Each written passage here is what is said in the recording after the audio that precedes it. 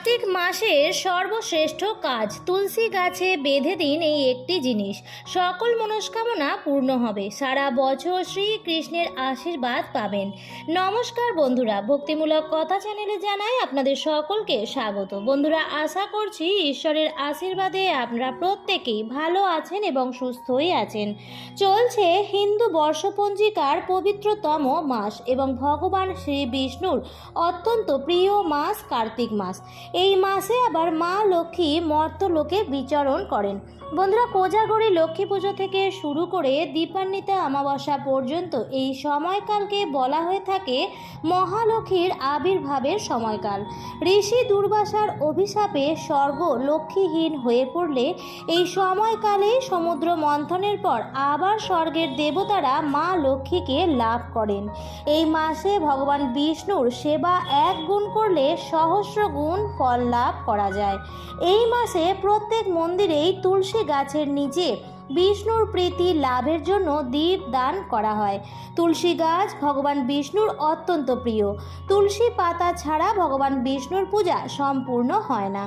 তুলসী গাছের একটি বিশেষ উপায় আছে, সেটা যদি আপনারা সঠিকভাবে করতে পারেন বন্ধুরা, তাহলে সারা বছর ভগবান শ্রীকৃষ্ণের আশীর্বাদ পাবেন। প্রচুর অর্থপ্রাপ্তির যোগ সৃষ্টি হবে এবং ঘরের সমস্ত বাস্তু দোষও দূর হবে। সেই উপায়টি কি এবং কিভাবে সেই উপায়টি করবেন, এই সমস্ত কিছুই আমি আজকের ভিডিওতে জানিয়ে দেবো। তাই আমার সকল বন্ধুদের অনুরোধ করব যে আজকের ভিডিওটি একদমই স্কিপ না করে সম্পূর্ণ দেখুন এবং দেখার পর যদি ভালো লাগে তাহলে অবশ্যই ভিডিওটিতে একটি লাইক করবেন এবং কমেন্টসে লিখবেন জয় মা লক্ষ্মীর জয়, জয় শ্রীকৃষ্ণের জয়। এবং বন্ধুরা, ভিডিওটি শেয়ার করবেন আপনাদের নিকট আত্মীয় স্বজন এবং বন্ধু বান্ধবদের সাথে, যাতে সবাই এই ভিডিওটি থেকে উপকৃত হতে পারে। পুরাণ ও শাস্ত্রে কার্তিক মাসের বিশেষ মাহাত্ম্য রয়েছে। এই মাসে দীপ দান অর্থাৎ প্রদীপ প্রজ্বলিত করা শুভ। এর প্রভাবে ব্যক্তির সমস্ত পাপ নষ্ট হয়ে যায়। প্রচলিত ধারণা অনুযায়ী এই মাসে যে ব্যক্তি দেবালয়ে, মন্দির, নদী এবং তুলসীর সামনে প্রদীপ প্রজ্বলিত করে তার সমস্ত ধরনের সুখ লাভ করে। এই মাসটি ভগবান বিষ্ণুর প্রিয় মাস। কার্তিক মাসে তুলসী পুজোরও বিশেষ বিধান রয়েছে। এই মাসে বিষ্ণু যোগনিদ্রা থেকে জেগে ওঠেন। এর ফলে জগৎ সংসারের আনন্দ ও আশীর্বাদ বর্ষণ হয়। এই মাসে মর্তলোকে ভ্রমণ করেন মা লক্ষ্মী। নিজের ভক্তদের অঢেল ধন সম্পত্তির আশীর্বাদ দেন তিনি। এই কার্তিক মাস ভগবান শ্রীকৃষ্ণের মাস, তার সাথে সাথে মা লক্ষ্মীর আশীর্বাদ পাওয়ারও মাস। এই মাসেই হয় কিন্তু ধনতেরাস বা ধন ত্রয়োদশী। এই মাসেই হয় দীপাবলি। কার্তিকে অমাবস্যায় হয় মা কালীর পুজো। মা কালী অশুভ শক্তির বিনাশ করেন, মা লক্ষ্মী সংসারে শ্রীবৃদ্ধি করেন, আর ভগবান বিষ্ণু সংসারের সার্বিক মঙ্গল করে থাকেন। বন্ধুরা, এই কার্তিক মাসের গুরুত্ব অপরিসীম। এই কার্তিক মাসে তুলসী পূজা বা তুলসীর সেবারও বিশেষ নিয়মবিধি আছে। সেই নিয়মবিধিগুলো কিন্তু সমস্ত গৃহস্থ বাড়িতে মেনে চলা উচিত। চলুন বন্ধুরা, আপনাদের আমি প্রথমেই জানিয়ে দিই কার্তিক মাসে তুলসী গাছের কি বিশেষ সেবা আপনারা করবেন এবং যে উপায়টি আমি বলে দেব সেটি আপনারা কিভাবে সম্পন্ন করবেন। যে কোনো বৃহস্পতিবার তুলসী গাছ লাগাতে পারেন, তবে মাসটি যদি কার্তিক মাস হয় তাহলে তুলসী গাছ লাগানোর জন্য প্রত্যেক কটি দিনই সর্বশ্রেষ্ঠ। এই মাসে তুলসী গাছের পুজো ও তুলসী বিবাহ করলে সমস্ত মনস্কামনা পূর্ণ হয়। বাড়ি বা আঙিনার মাঝখানে তুলসী গাছ লাগানো উচিত। এছাড়াও শয়নকক্ষের পাশের বারান্দাতেও তুলসী গাছ লাগানো যায়। সকালে তুলসী গাছে জল অর্পণ করে পরিক্রমা করা উচিত। তারপর প্রতিদিন সন্ধ্যাবেলায় তুলসী তলায় প্রদীপ প্রজ্বলিত করে দেওয়া উচিত। শাস্ত্রমতে ব্রহ্ম মুহূর্তে তুলসীর পুজো করা উচিত। ব্রহ্ম মুহূর্ত অর্থাৎ ভোরবেলায় সূর্যোদয়ের আগের মুহূর্ত। আবার তুলসীর দান করাকেও সর্বশ্রেষ্ঠ বলে মনে করা হয়। পুজোর পাশাপাশি তুলসী মঞ্চের সামনে জপ করতেও ভুলবেন না। কার্তিক মাসে তুলসী গাছে জল অর্পণ করার সময় আপনারা এই মন্ত্রটি জপ করতে পারেন। মন্ত্রটি হলো মহাপ্রসাদ জননী সর্বসৌভাগ্য বর্ধিনী আদি ব্যাধি হরা নিত্যং তুলসী তং নমস্তুতে। বন্ধুরা, এবার আমি আপনাদের বলে দেব যে এই পবিত্র তুলসী গাছে কার্তিক মাসে আপনারা কি কি জিনিস বেঁধে দেবেন। কার্তিক মাসের প্রত্যেকটি দিনই অত্যন্ত শুভ, যে কোনো দিন আপনারা বাঁধতে পারেন। তবে হ্যাঁ বন্ধুরা, বৃহস্পতিবার বাঁধলে অত্যন্ত ভালো ফল পাবেন। কিন্তু যদি বৃহস্পতিবার আপনারা সেই সুযোগ না পান, তাহলে কার্তিক মাসের যে কোনো দিনই আপনারা বাঁধতে পারেন। বন্ধুরা, এই জিনিসটি যেদিন আপনারা বাঁধবেন সেদিন কিন্তু খুব সকাল সকাল ঘুম থেকে উঠে যাবেন। কার্তিক মাস একটি অত্যন্ত পবিত্র মাস। এই মাসে দেরি করে ঘুম থেকে ওঠা কিন্তু একদমই উচিত নয়। ভগবান শ্রীকৃষ্ণ এবং অন্যান্য দেবদেবীর আশীর্বাদ ধন্য এই মাসটি খুবই সকাল সকাল ঘুম থেকে ওঠার চেষ্টা করুন। এই মাসে সবার প্রথমে ভগবান শ্রীকৃষ্ণের নাম বা ভগবান শ্রীকৃষ্ণকে স্মরণ করে তবেই কিন্তু মাটিতে পা ফেলবেন। আপনারা শ্রীকৃষ্ণের যে কোনো মন্ত্র মনে মনে উচ্চারণ করতে পারেন।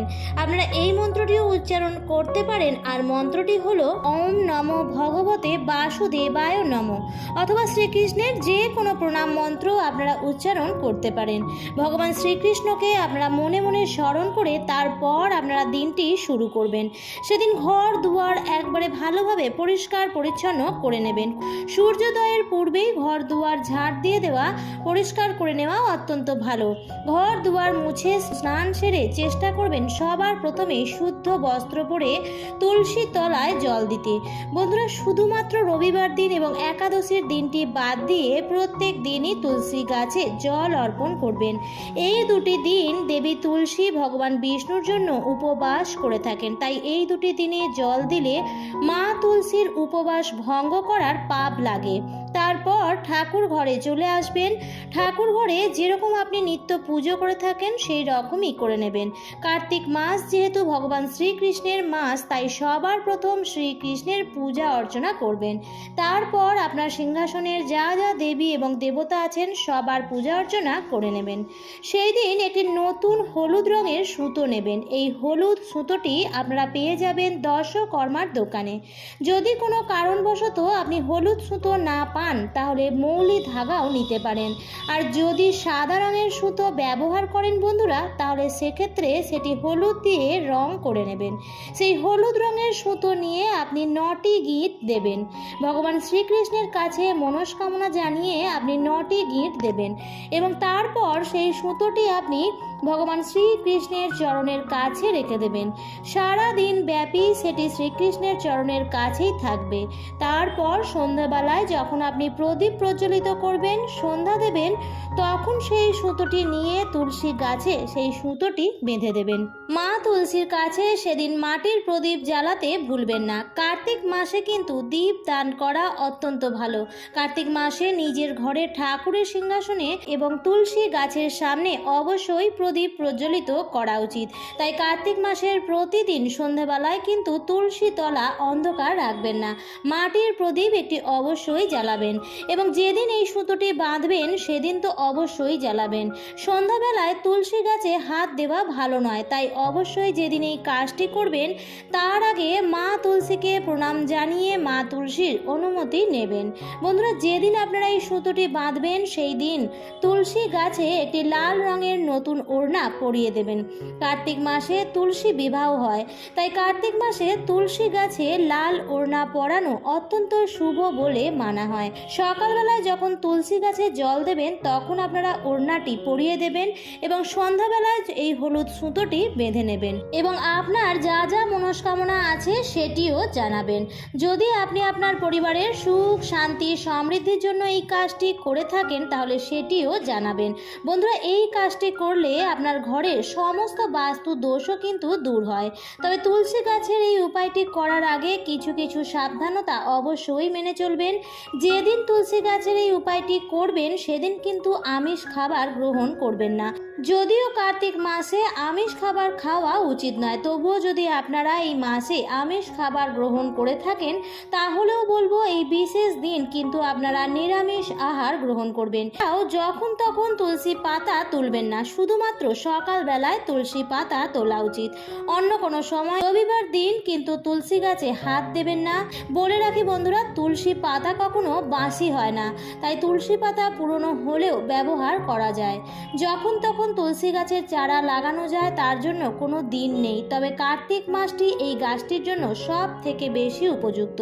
তুলসী গাছ সব সময় আপনার সমস্ত গাছের থেকে একটু উঁচু জায়গায় রাখতে হয় এবং তুলসীর চারা পরিষ্কার পরিচ্ছন্ন জায়গাতেই লাগাতে হয়। খেয়াল রাখবেন তুলসী গাছের আশেপাশে কোনো রকম নোংরা আবর্জনা যেন না থাকে এবং তুলসী গাছের আশেপাশে কোনো রকম কাঁটা জাতীয় গাছ যেন না থাকে, সেই বিষয়েও খেয়াল রাখবেন। তুলসী পাতা তোলার সময় যে মন্ত্রটি আমি বলে দিয়েছি সেই মন্ত্রটি বলে তুলসী পাতা কিন্তু তুলবেন। বন্ধুরা, এই ছোট ছোট নিয়মবিধিগুলি মেনে চলার চেষ্টা করবেন, এতে আপনারই পরিবারের মঙ্গল হবে। আমার আজকের পর্বটি এই পর্যন্তই। ভিডিওটি দেখে যদি ভালো লাগে তাহলে অবশ্যই লাইক কমেন্ট শেয়ার করবেন। বন্ধুরা, আজকের ভিডিওটি আপনি প্রথম দেখে থাকেন তাহলে এই ধরনের আরও রেগুলার আপডেট পাওয়ার জন্য চ্যানেলটিকে সাবস্ক্রাইব করে রাখার অনুরোধ রইল। দেখা হবে পরবর্তী নতুন ভিডিওতে। ভালো থাকবেন, সুস্থ থাকবেন, ধন্যবাদ।